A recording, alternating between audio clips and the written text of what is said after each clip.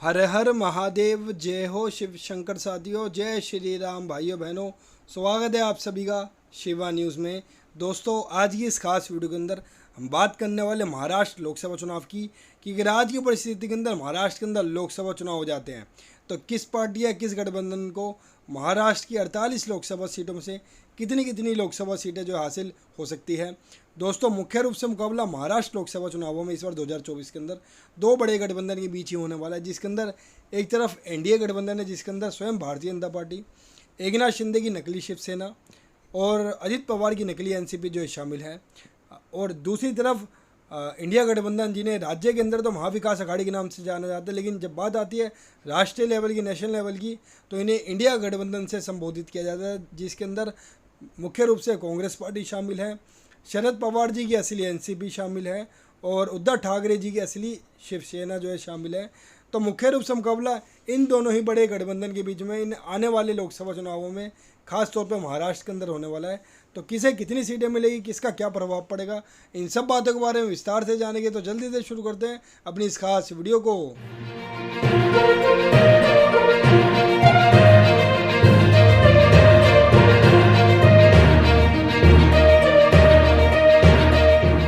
तो दोस्तों, जल्दी से अपने इस महाराष्ट्र लोकसभा चुनाव के सर्वे को शुरू करते हैं।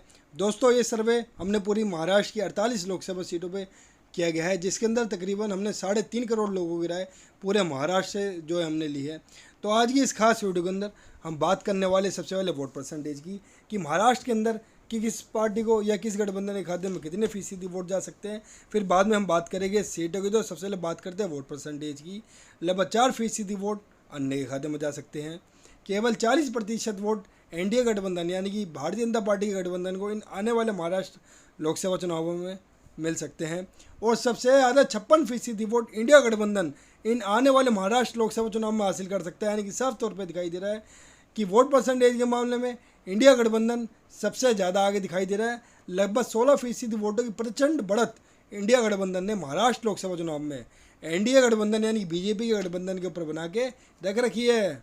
तो दोस्तों, ये तो बात थी वोट परसेंटेज की, जिसमें साफ तौर पे दिखाई दे रहा है कि इंडिया गठबंधन को इन आने वाले 2024 के महाराष्ट्र लोकसभा चुनावों में ज़बरदस्त बढ़त एनडीए गठबंधन बीजेपी के गठबंधन के ऊपर मिल सकती है।